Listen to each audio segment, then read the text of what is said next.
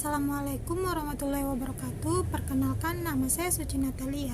Di video kali ini saya akan mempresentasikan hasil proposal seminar saya mengenai pengaruh model Safi pada mata pelajaran IPA di kelas 4 SDN 145 Pekanbaru. Selamat menyaksikan. Latar belakang pembelajaran yang masih cenderung berpusat pada guru yang bersifat informatif sehingga siswa belum terlibat secara aktif dalam proses pembelajaran. Guru dalam mengajar sehari-hari cenderung secara klasikal verbal. Pembelajaran yang bersifat tradisional kurang melibatkan siswa secara aktif dalam proses pembelajaran dan terkesan formalisme, sehingga siswa kurang antusias untuk mengikuti pembelajaran IPA. Guru belum menggunakan mode pembelajaran somatik, auditory, visual, intelektual dalam pembelajaran IPA, sehingga kurang menarik perhatian siswa dalam memahami pelajaran. Dalam permasalahan tadi, kita dapat mengaplikasikan pembelajaran dengan menggunakan model pembelajaran somatik, auditory, visual, dan intelektual, atau bisa disebut dengan mode pembelajaran Safi. Rumusan masalah. Berdasarkan pembatasan masalah di atas, dapat dirumuskan masalah penelitian ini, yaitu sejauh mana pengaruh yang signifikan pada penerapan model pembelajaran somatik, auditory, visual, intelektual atau Safi terhadap hasil belajar IPA kelas 4 SD Negeri 145 Pekanbaru. Identifikasi masalah. Yang pertama, pembelajaran berpusat pada guru. Yang kedua, guru cenderung bersifat informatif. Yang ketiga, guru dalam mengajar hanya menggunakan buku paket. Yang keempat, pembelajaran yang bersifat tradisional kurang melibatkan siswa secara aktif. Yang kelima, guru belum optimal menggunakan model pembelajaran. Dan yang terakhir, 6, rendahnya hasil belajar IPA. Tujuan dari penelitian ini adalah untuk mengetahui pengaruh yang signifikan penerapan model pembelajaran somatik, auditory, visual, intelektual atau Safi terhadap hasil belajar IPA kelas 4 SD Negeri 145 Pekanbaru. Manfaat penelitian ini, yang pertama, bagi siswa. Melalui penerapan model pembelajaran somatik, auditory, visual, intelektual atau Safi dapat meningkatkan hasil belajar IPA siswa kelas 4 SD Negeri 145 Pekanbaru. Bagi guru, memperluas pengetahuan guru mengetahui mode pembelajaran yang dapat mengoptimalkan kemampuan siswa serta dapat memberikan manfaat dalam mengembangkan kualitas mengajar guru. Yang ketiga, bagi sekolah, hasil penelitian dapat memberikan sumbangan pemikiran dan inovasi pembelajaran guna mengoptimalkan ketercapaian tinjauan dalam proses pembelajaran, meningkatkan mutu sekolah, dan meningkatkan mutu pendidikan.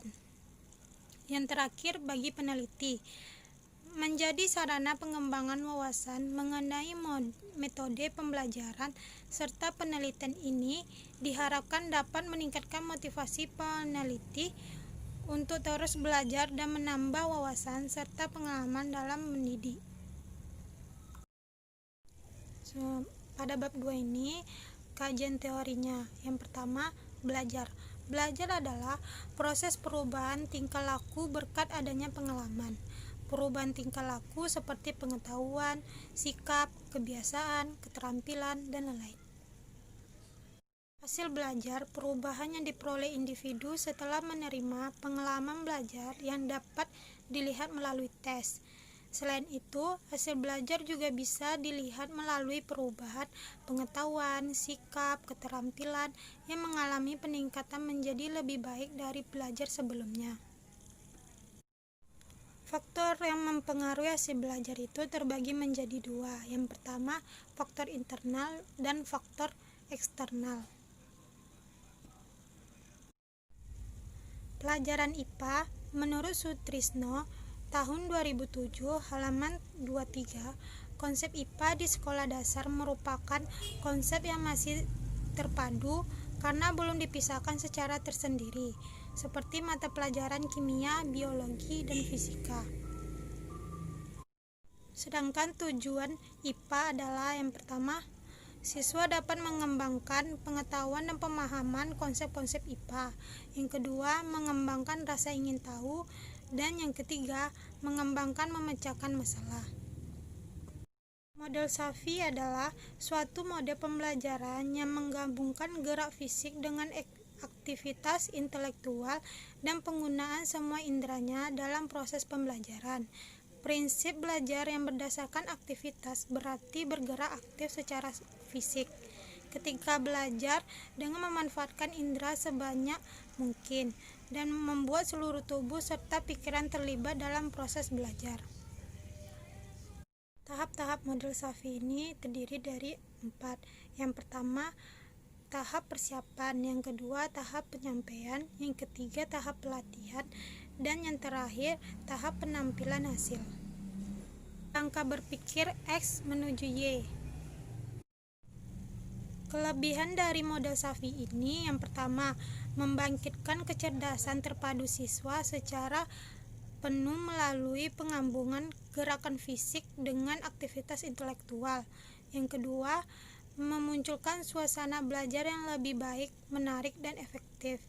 Yang ketiga, mampu membangkitkan kreativitas dan meningkatkan kemampuan psikomotor siswa. Dan yang terakhir, memaksimalkan ketajaman konsentrasi siswa melalui pembelajaran secara visual, auditori, dan intelektual.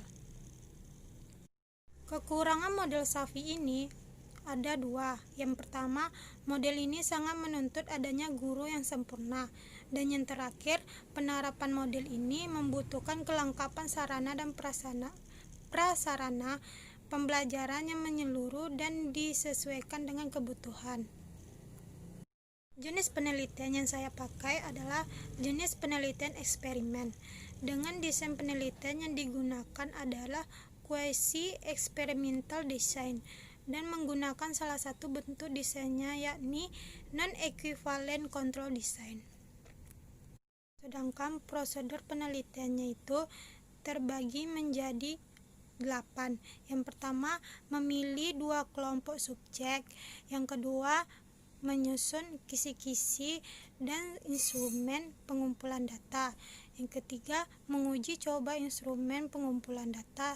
Yang keempat, menganalisis data hasil uji coba instrumen. Yang kelima, melaksanakan pembelajaran dengan memberi perlakuan. Yang keenam, menghitung hasil pre-test dan post-test. Yang ketujuh, mencari perbedaan hasil tes. Dan yang terakhir, interpretasi hasil perhitungan data. Setting penelitian. Waktu penelitian ini dilaksanakan oleh peneliti pada semester genap tahun pelajaran 2019-2020. Tempat penelitian ini dilaksanakan di SD Negeri 145 Pekanbaru yang beralamat di Jalan Wonosari, Tengkarang Tengah, Kecamatan Mapoyan Damai, Kota Pekanbaru, Riau. Dan subjek penelitian ini adalah siswa kelas 4 SD Negeri 145 Pekanbaru. Variabel penelitian terbagi menjadi 2. Yang pertama, variabel independen atau dalam bahasa Indonesia sering disebut juga sebagai variabel bebas. Yang kedua, variabel dependen atau dalam bahasa Indonesia sering disebut dengan sebagai variabel terikat. Sedangkan definisi operasional penelitian, X untuk mode pembelajaran Safi, Y untuk hasil belajar.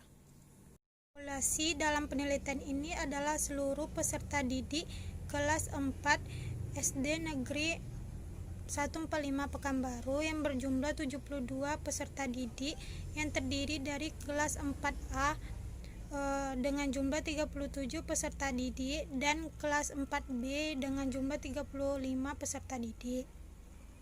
Jenis sampel yang diambil dalam penelitian ini adalah sampel jenuh.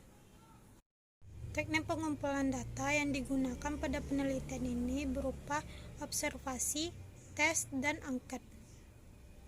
Teknik analisis data. Rumusan yang digunakan untuk mengetahui peningkatan pengetahuan dapat adalah sebagai berikut.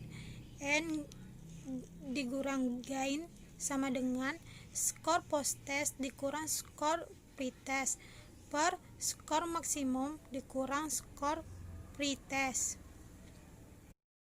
Sedangkan teknik analisis data kuantitatif terbagi menjadi 4. Yang pertama, nilai hasil belajar secara individu. Yang kedua, nilai rata-rata hasil belajar siswa. Yang ketiga, persentase ketuntasan belajar siswa. Yang terakhir, angka respon siswa.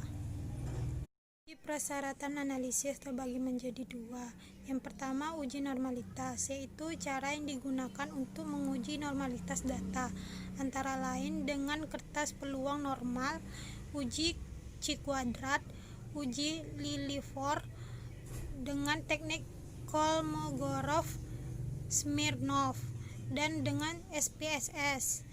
Sedangkan uji homogenitas yaitu uji homogenitas varians yang dilakukan dalam penelitian ini menggunakan metode varian terbesar dibandingkan varian terkecil. Sekian hasil video presentasi saya mengenai proposal seminar. Lebih dan kurang mohon maaf. Wassalamualaikum warahmatullahi wabarakatuh.